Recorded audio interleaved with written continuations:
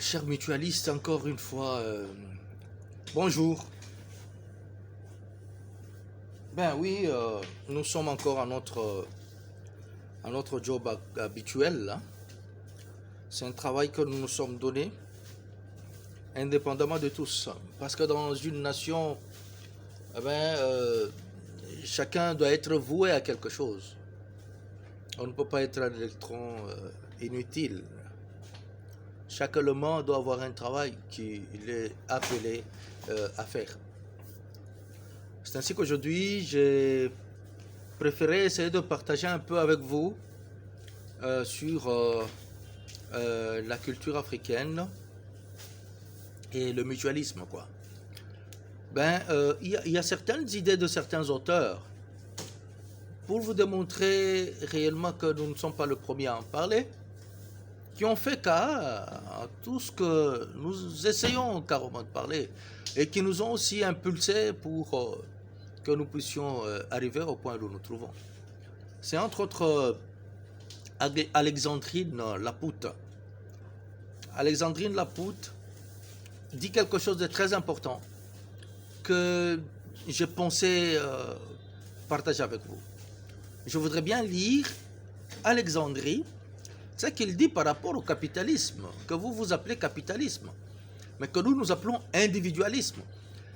Pourquoi je n'aime pas beaucoup plus le terme capitalisme par rapport à ce système-là?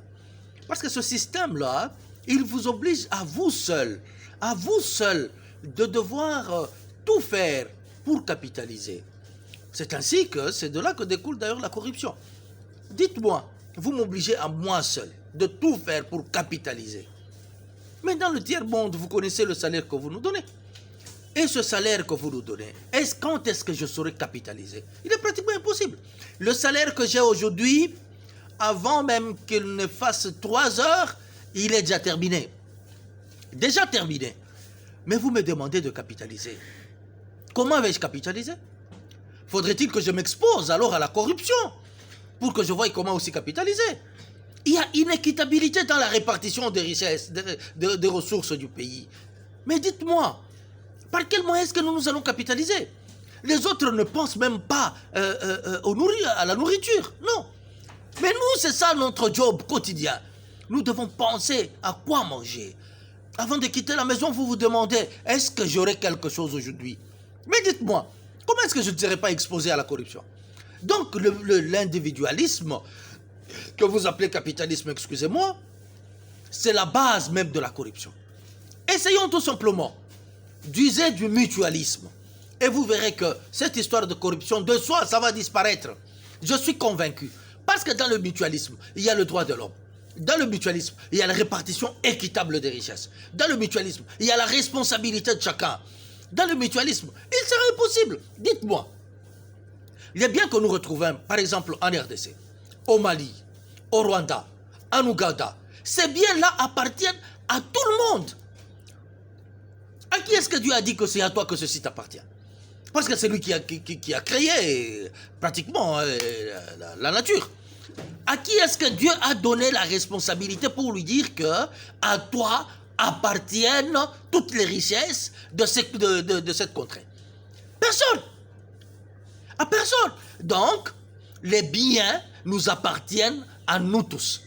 Parce que les biens nous appartiennent à nous tous, nous ne pouvons pas continuer à demeurer dans l'individualisme qui crée une concurrence déloyale, et même la concurrence.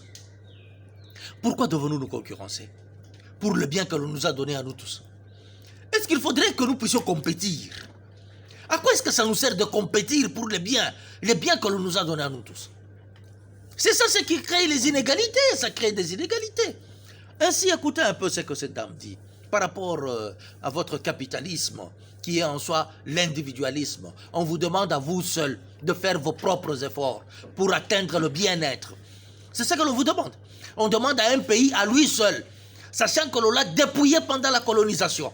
On demande à ce pays de devoir se mettre seul sur les rails. Ça viendrait d'où? Tout, vous avez pris. Le commerce, quand vous venez chez nous, vous nous prenez, vous allez avec chez vous, à moindre coût, mais quand vous revenez, vous gagnez 10, 15, 20 fois plus. Est-ce qu'il y a match? Est-ce qu'il y a compétition? Parce que vous avez déjà gagné. Pourquoi l'individualisme? Pourquoi? Laissez-nous aller dans le mutualisme, où nous allons mutualiser nos forces, nos efforts, où nous allons mutualiser nos potentialités, pour que la répartition soit réellement équitable et que chacun puisse réellement gagner ce qu'il peut gagner pour sa survie. Nous n'avons pas besoin d'intérêt, non, mais nous avons besoin de survie. Écoutez ce que Madame Alexandrine est en train de dire. Elle dit ceci: l'individualisme a toujours eu deux faces. Une face d'autonomie et une face égocentrique. Excusez-moi. Une face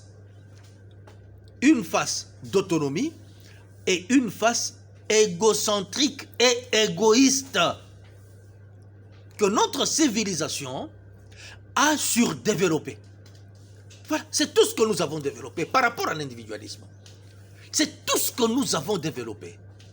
Donc nous avons développé l'égocentrisme et l'égoïsme. Toutes les anciennes solidarités sont en désintégration. La famille, le couple, les solidarités de village, les solidarités du travail. Comment régénérer la solidarité dans notre société? Voilà la question que ces dames se posent. Même dans des couples, c'est devenu un problème. Même en famille, c'est devenu un problème. C'est un combat, une concurrence. Chacun est en train de rechercher à être meilleur que l'autre. Voilà le mal de l'individualisme. Même les gens qui sont nés d'une même famille, d'un même père, d'une même mère. Aujourd'hui, par le capitalisme, ils sont en train de se bousculer. Ils se battent pour voir qui sera meilleur que l'autre. Mais est-ce que vous vous rendez compte? Est-ce que vous vous rendez compte de ce que des abus qu'ont causé le capitalisme en Afrique? Non, c'est déplorable, pratiquement déplorable. La pensée politique doit s'attaquer à ce problème central. La carence de l'économie vient du fait que c'est une science close qui ne tient que compte des réalités humaines et ne connaît que le calcul. Rendez-vous compte un peu de ce que c'est. Ben, il y a un autre penseur, Stéphane Juric. Stéphane Juric, qu'est-ce qu'il dit en soi? Lui, il dit ceci: la solidarité est le ciment de notre société. Chacun peut agir, permettant à d'autres de faire face à toutes les situations de la vie. Je ne sais pas si je me fais comprendre par rapport au capitalisme et au mutualisme. Vous vous rendrez compte effectivement que dans le mutualisme, la solidarité, c'est même le ciment. C'est même le ciment. Chers amis, partons du capitalisme, de l'individualisme. Allons vers le mutualisme. C'est le mode d'ailleurs adaptable en Afrique par rapport à notre culture. C'est le mode adaptable par rapport à notre culture. Eh bien, je voudrais un peu voir quelque chose par rapport à la culture. La culture, nous disons que c'est une relation interpersonnelle et communautaire. Donc, par rapport à cette relation, effectivement, il se fait que par rapport à cette définition, vous comprenez que la solidarité, étant dans la culture africaine, elle permettra effectivement que les sociétés africaines puissent être équilibrées. Donc le partage sera équitable de nos richesses. Nous n'avons pas à nous presser, non. Nous avons à mettre nos forces ensemble, à mettre nos potentialités ensemble pour devoir produire. Dans le mutualisme, il y a le bien, il y a le respect de biens publics. Il y a la responsabilisation de chacun de nous. Donc chacun est responsabilisé à quelque chose. Voilà un peu ce que j'ai voulu partager avec vous ce matin. Partons de l'individualisme. Recherchons le mutualisme. Le monde, le système économique adaptable pour toute l'Afrique. Et qu'est-ce que l'on perdrait? Aujourd'hui, voilà, il y a les amis, les Belges, qui sont contraints, n'est-ce pas, à retourner les œuvres d'art du patrimoine africain qu'ils ont détenues depuis 1885, s'il vous plaît.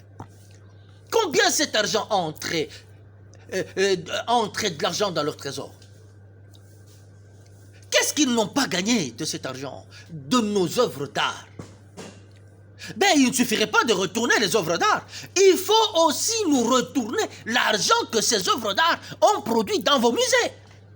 Mais ça, c'est clair.